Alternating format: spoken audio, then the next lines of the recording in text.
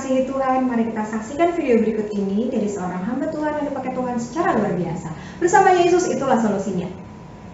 Saudara, Allah memakai orang lemah, dipanggilnya menjadi kuat. Kita orang lemah.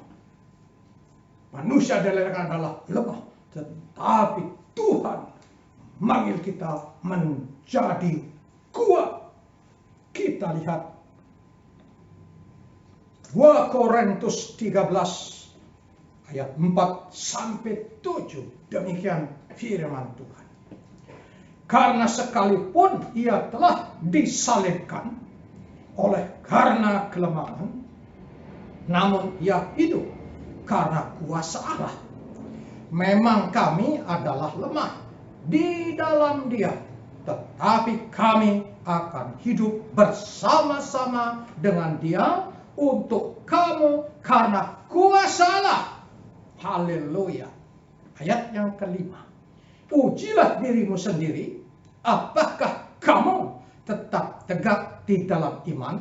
Selidikilah dirimu, apakah kamu tidak yakin akan dirimu bahwa Kristus Yesus ada di dalam diri kamu.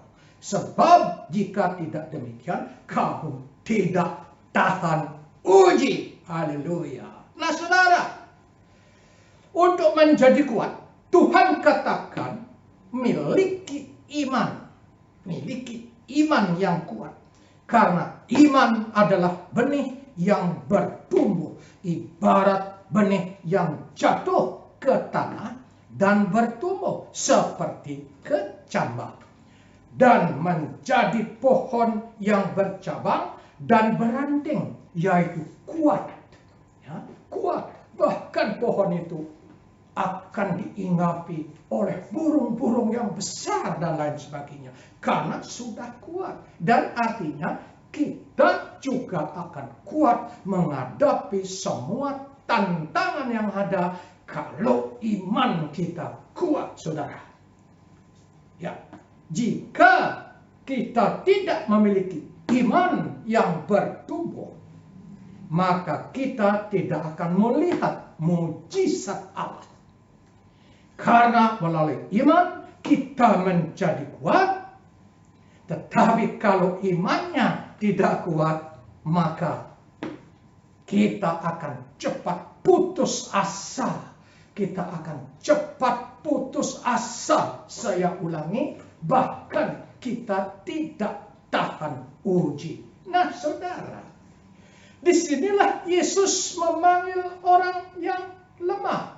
Atau disebut Yesus call who weak menjadi strong. Itu saudara, begitu Yesus memanggil orang lemah menjadi kuat. Amin. Ya, disitulah kita punya Tuhan. Ya, saudara, katakan sama di tetangga sesamping sama Anda. Yesus memanggil kita menjadi orang kuat. Kita orang lemah. Katakan demikian. Haleluya. Ya, lemah berarti bahwa manusia tidak bisa berbuat apa-apa tanpa Dia. Dan apa yang diperbuat harus bersandar kepada Dia, artinya kepada Tuhan Yesus atau pada Roh Kudus. Itu yang dilakukan. Apa yang dilakukan, saudara? Rajin ibadah, berdoa, supaya kita lebih dekat dengan Tuhan. Waktu kita berdoa, di situ akan ada jamahan Roh Kudus. Bahkan di situ saudara akan bisa mendengarkan suara Tuhan. Katakan amin. Kenapa akhirnya banyak orang-orang percaya, bahkan sudah melayani, masih ada aku mengalami manifestasi, ya, berteriak-teriak dalam ibadah. Ya, kenapa demikian? Itu menyebabkan karena banyak dari mereka, dari orang-orang percaya yang masih dalam kehidupannya dihantui oleh kuasa-kuasa gelap atau masalah-masalah yang luar biasa yang tidak mereka bisa selesaikan. Nah, terutama ada dosa-dosa yang dulu waktu pertama jadi Kristen dibaptis, keluar dari air, dibaptis, dia sudah di dosa-dosa ditebus semuanya, sebab Tuhan Yesus berkata, kuduslah kamu, sebab aku kudus. Waktu kita dibaptis selam, kita keluar berarti kita sudah kudus. Tetapi dalam perjalanan saudara dan saya, ada banyak masalah malah yang kita ulangi. Banyak persoalan-persoalan yang tidak berkenan bagi Tuhan kita alami kembali. Berarti kita tidak kudus seperti Tuhan katakan. Ya, Yohanes 1 ayat 1:9 mengatakan bahwa kalau kita mengakui dosa kita, kita diampuni. Kita diampuni. Tetapi setelah itu kita berbuat dosa lagi. Diampuni, berbuat dosa lagi. Berkali-kali berbuat dosa. Di sini dikatakan, Ibrani 10:26-27 saudara baca. Dan nanti baca ayat itu. Apakah yang terjadi? Ini yang Tuhan mau. Bahwa kita setelah dibaptis seharusnya kita hidup bebas dari dosa, tetapi memang ada dalam ayat perjanjian lama 2 Tawarikh 6:36 dikatakan yang ayat A, tidak ada manusia tanpa dosa, tetapi Tuhan Yesus berkata, kuduslah kamu sebab aku kudus. Artinya kita dibina, kita dididik, kita berusaha untuk menjadi hidup yang benar. Katakan amin, saudara. Amin. Iya, katakan amin. Jangan berpedoman sama 2 Tawarikh 6:36, tidak ada manusia tanpa dosa. Kalau itu terus diikuti berarti berdosa, berdosa. Ya. Nah, saudara, saya teruskan. Kata pengkhotbah Joyce Meyer dari Amerika ini terkenal. Kita harus belajar untuk membiarkan Allah untuk melakukan yang berat atau masalah yang berat kepada kita. Dan apa yang harus kita lakukan saat ada masalah dalam kehidupan yang berat? Waduh, luar biasa. Memang Tuhan itu memberikan kita supaya hidup. Karena tidak ada manusia hidup tanpa masalah. Kalau manusia tidak mau bermasalah, cepat enak. Ya, cepat saja bersama-sama dengan Bapa di sorga. Selesailah masalah. Tidak ada itu masalah. Enak sekali kalau saya ditanya, Pak Pendeta, bagaimana saya sudah menyembah Tuhan, saya sudah memuji, saya sudah berdoa, bahkan sampai jidat saya sampai hitam dan lain sebagainya. Tetapi kok banyak masalah, banyak persoalan silih berganti. Dan memang manusia dilahirkan dengan bermasalah. Kalau manusia dilahirkan tanpa masalah, waduh, jadi Tuhan semua. Tidak perlu ke gereja, tidak perlu ibadah, ngapain. Ya, begitulah. Ya. Kemudian, Tuhan Yesus berkata, kalau ada masalah, ada persoalan dalam hidup saudara, Tuhan Yesus berkata dalam Matius 11:28, semua orang Kristen harus tahu itu. Kalau punya masalah ya harus tahu. Bapak Ibu tahu nggak ayat ini? Ayat ini populer, Bu. Bapak, ibu-ibu, saudara-saudara yang dikasihi Tuhan yang hadir pada siang hari ini, camkan baik-baik, perhatikan baik-baik ayat ini. Ya, dia katakan, dan janganlah mencari jalan yang lebar dan yang cepat, tetapi carilah yang sempit walaupun bersusah payah. Artinya, marilah datang kepadaku yang lesu letih, aku akan memberi kelegaan. Baca yang lebih jelas ayatnya itu, saya poinnya seperti itu. Nah, saudara, orang lemah harus menyadari. Apa yang harus disadari? Kita adalah pokok anggur. Ya, kita yang lemah adalah pokok anggur. Pokok anggur, apa itu pokok anggur? Ya, saya akan kasih ayatnya. Yohanes 15:5-7. Ayat 5. Akulah pokok anggur dan kamulah ranting-rantingnya. Barang siapa tinggal di dalam aku dan aku di dalam dia, ia berbuah banyak. Sebab di luar aku kamu tidak dapat berbuat apa-apa. Jelas Tuhan katakan di luar dia, di luar Tuhan Yesus tidak bisa berbuat apa-apa. Haleluya. Ayat yang ke-6. Barang siapa tidak tinggal di dalam aku, ia dibuang keluar seperti ranting dan menjadi kering. Kemudian dikumpulkan orang dan dicampakkan ke dalam api, lalu dibakar. Aduh, mengerikan.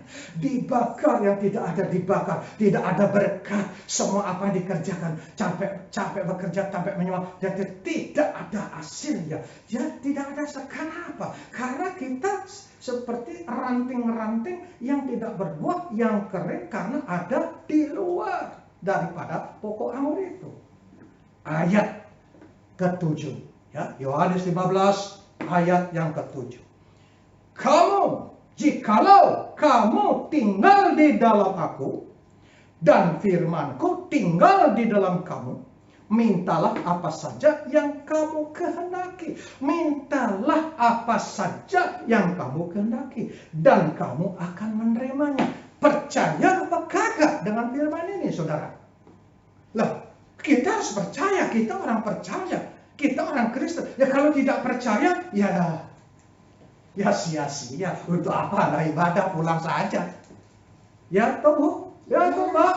Ya, betul kan? Haleluya. Kita harus percaya, kita harus yakin. Nanti dijelaskan di mana kita harus menunjukkan percaya kita kepada firman Tuhan. Ya, saya teruskan. Nah, kita akan melihat orang lemah itu lugas. Oh, orang lemah itu tugas. Haleluya. Jadi jangan jadi orang lemah sombong. Jangan jadi orang lemah sok. Jangan jadi orang miskin bergaya. Ya, kira-kira begitulah, ya. Orang lemah itu lugas menyadari kehebatan Tuhan. Ya, kalau dibaca Matius 16 ayat 16, maka jawab Simon Petrus, engkau adalah Mesias, anak Allah yang hidup. Wah, dia katakan, engkau adalah Mesias, kami adalah lemah. Aku tetap mengandalkan dia. Kemudian, yang ketiga, orang lemah itu tahu diri. Orang lemah itu tahu diri. Dan jangan jadi pengkritik. Ini yang sering terjadi. Banyak. Kenapa? Kenapa orang lemah itu pengkritik? Dia kelemahannya apa? Nah, dia sebetulnya nggak tahu banyak, tetapi supaya kelihatannya hebat. Wah, kalau saya dibilang orang rohani, orang pengetahuannya banyak. Bisa saja itu menjadi suatu pencitraan. Waduh, ini berbahaya. Dan orang yang suka pencitraan kadangkala menjadi troublemaker. Haleluya, troublemaker. Terus dia bukan menjadi pelaku firman, dia cuma kritik saja, semua salah, dia merasa paling hebat. Ya. Kalau kita lihat Matius 7 ayat 3 dan 5. Oh, ini luar biasa. Ini luar biasa ya bagi orang-orang pengkritik, bagi orang-orang yang troublemaker. Saya akan bacakan ayat ini. Matius 7 ayat 3. Mengapakah engkau melihat selumar di mata saudaramu? Oh, luar biasa. Sedangkan balok di dalam matamu tidak engkau ketahui. Waduh. Ya, coba dibayangin. Melihat selumar di mata saudaramu. Selumar itu sedikit sekali kelihatan. Wow, kelihatan. Benar nggak? Itu yang sering terjadi. Orang lemah atau orang mengkritik. Lemah, mengkritik. Bukan, ya. Kemudian, ayat yang kelima. Hai orang-orang munafik. Orang yang begitu adalah orang yang munafik. Firman Tuhan tidak perlu diperdebatkan. Tetapi firman Tuhan harus kita menjadi pelaku. Kita menjadi pelaku sehingga kita menjadi terang dan menjadi teladan. Katakan amin. Amen. Haleluya. Ayat yang kelima saya teruskan. Hai orang munafik, keluarkanlah dahulu balok dari matamu. Keluarkan dulu balok matamu, gede tuh baloknya. Ya, maka engkau akan melihat dengan jelas. Nah, kalau matamu ada baloknya, sama gak bisa lihat apa-apa. Tapi orang lain ana lihat. Ya. Saya ulangi. Maka engkau akan melihat dengan jelas untuk mengeluarkan selumar itu dari mata saudaramu. Setelah keluar, kita baru bisa dengan jelas untuk saudara kita. Artinya sebelum melakukan kritik, sebelum kita menasihati, sebelum kita memberikan saran kepada yang lain, kita harus sudah lebih baik dari mereka, katakan amin. Ini yang terpenting dalam kehidupan. Ada kritik, ngomong, bicara. Orang tidak perlu bicaranya, orang tidak perlu kritiknya, tetapi orang butuh kelakuan atau perbuatan yang baik. Ini yang dibutuhkan. Ya, haleluya. Saya teruskan. Keempat, orang lemah itu menganggap dirinya orang biasa dan selalu berharap kepada Tuhan dan bersekutu dengan orang lain. Haleluya.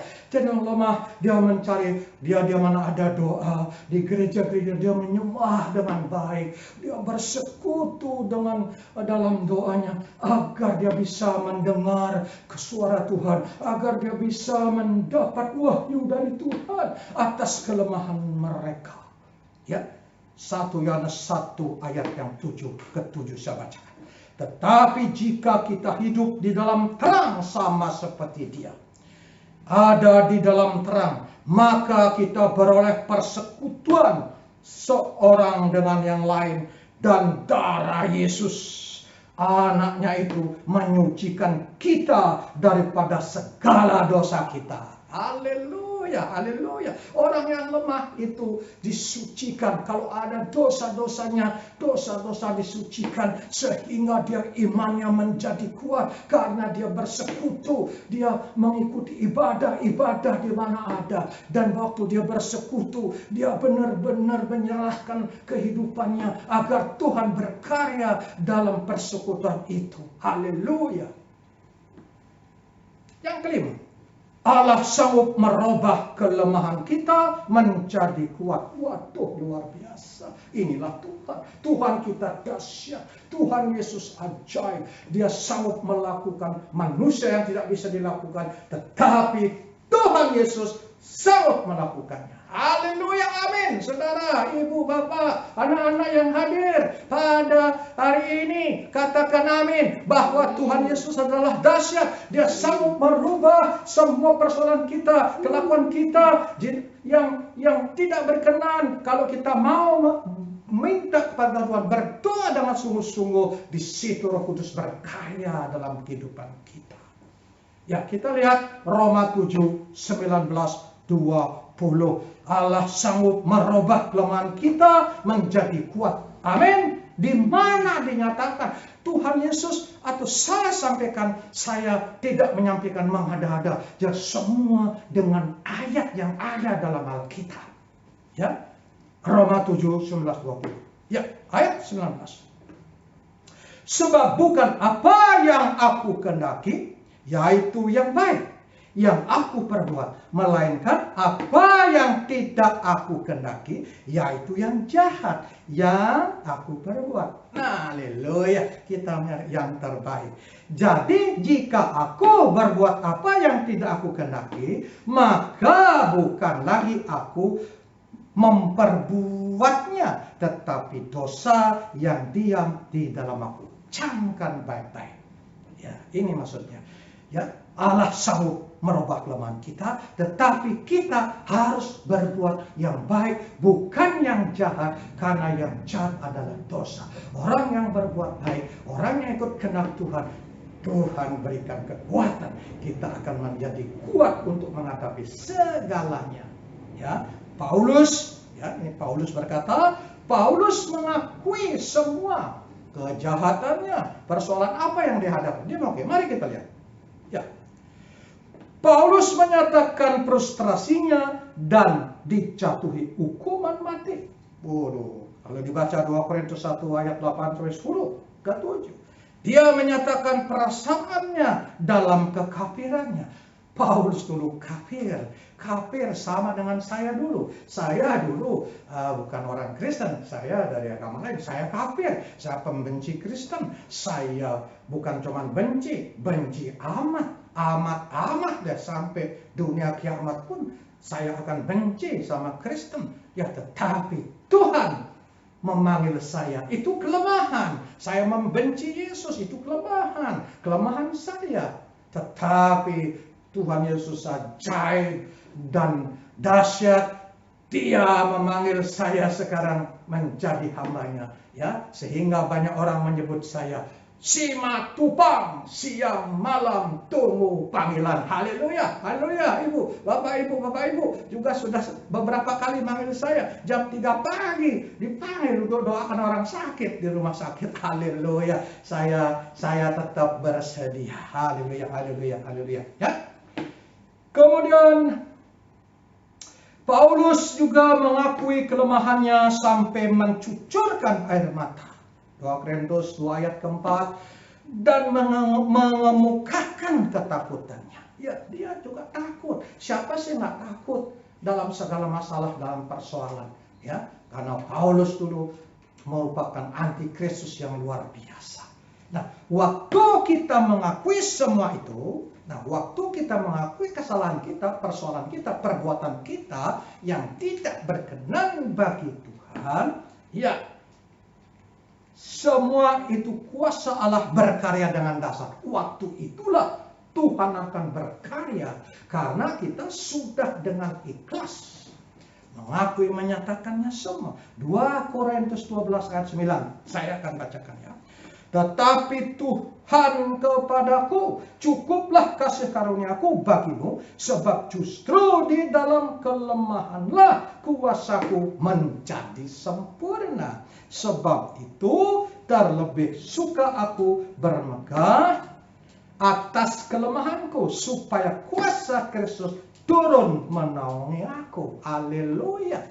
Nah, kalau kita mengakui dengan ikhlas bahwa kita adalah orang berdosa, bahwa iman kita masih lemah, kita masih belum bisa kudus sebab aku kudus seperti Tuhan Yesus. Di situ Tuhan dan mengampuni kita. Apalagi kita meminta ampun, Tuhan pasti akan mengampuni kita. Ini yang dimaksudnya. Ya, saya teruskan sedikit.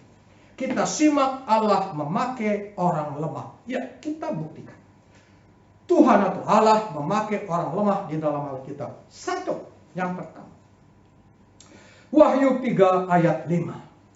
Barang siapa menang, ia akan dikenakan pakaian putih yang demikian.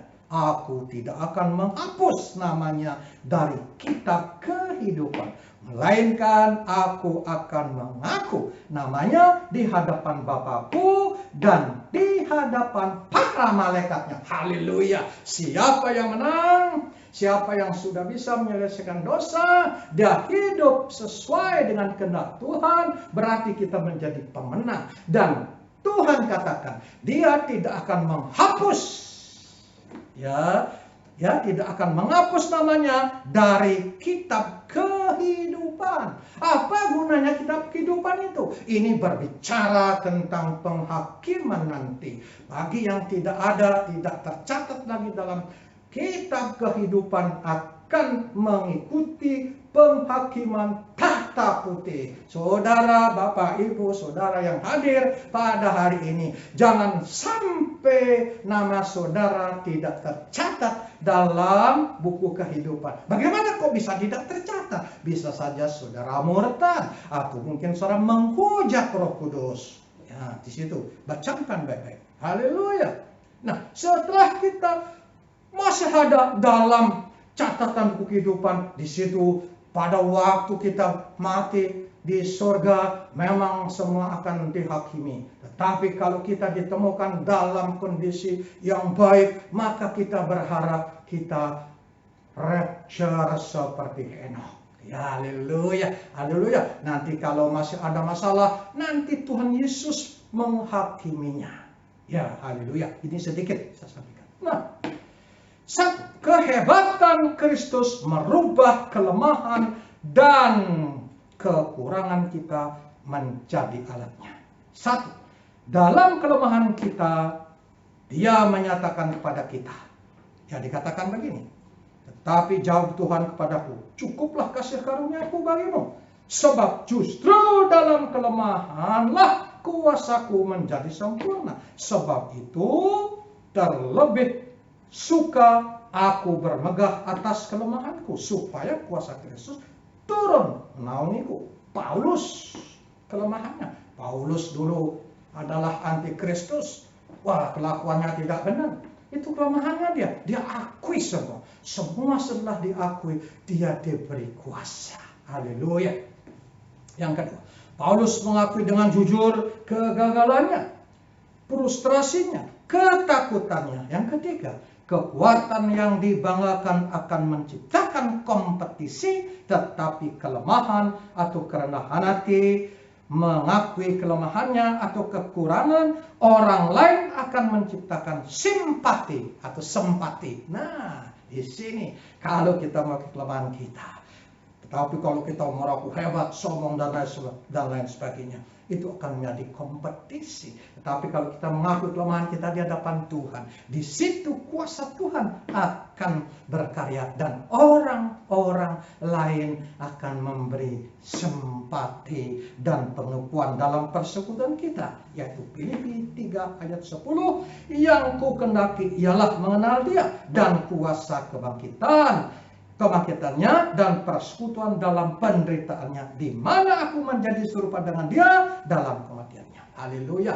Itu yang dimaksud dalam kelemahan, di situ akan ada kekuatan. Kemudian Hudson Taylor katakan, all God's giant were weak people. Maksudnya orang-orang yang dipakai Allah adalah orang-orang yang lemah. Contohnya, satu, Musa. Dulu Musa cepat marah, bahkan dikatakan sebagai pembunuh. Diubah menjadi orang yang lembut. Bilangan 12 ayat 3. Adapun Musa ialah seorang yang sangat lembut hatinya, lebih dari setiap manusia yang di atas muka bumi ini. Dirubah Musa menjadi orang yang lembut. Haleluya. Yang kedua, Gideon, orang yang kurang percaya diri, menjadi pahlawan yang gagah perkasa. Hakim 6 ayat 12. Malaikat Tuhan menampakkan diri kepadanya dan berfirman kepadanya demikian, Tuhan menyertai engkau, ya pahlawan yang gagah berani. Haleluya. Ketiga, Abraham penakut dulunya, kurang iman diubah menjadi bapak orang percaya. Roma 4:11. Dan tanda sunat itu diterimanya sebagai metrai kebenaran berdasarkan iman yang ditunjukkannya sebelum ia bersunat. Demikianlah ia dapat menjadi bapa orang percaya yang tak bersunat, supaya kebenaran diperhitungkan kepada mereka. Ya, itu firman. Kemudian keempat, Petrus menyangkal. Ya, Petrus menyangkal menjadi batu karang. Matius 16:18. Dan aku pun berkata kepadamu, engkau adalah Petrus, dan di atas batu karang ini aku akan mendirikan jemaatku, dan alam maut tidak akan menguasainya. Petrus menjadi pengkhotbah, 3.000 khotbah bertobat. Haleluya. Yang kelima, Daud pembunuh dan penjinah menjadi sahabat Allah. Kisah Para Rasul 13:22. Setelah Saul disingkirkan, Allah mengangkat Daud menjadi raja mereka. Tentang Daud, Allah telah menyatakan, aku telah mendapat Daud bin Isai, seorang yang berkenan di hatiku dan yang melakukan segala kehendakku. Haleluya, haleluya, haleluya, haleluya. Itulah saudara-saudara, kita orang yang lemah dipanggil menjadi kuat. Iya, tetapi kita harus mengakui kelemahan kita kepada Tuhan. Salam, amin.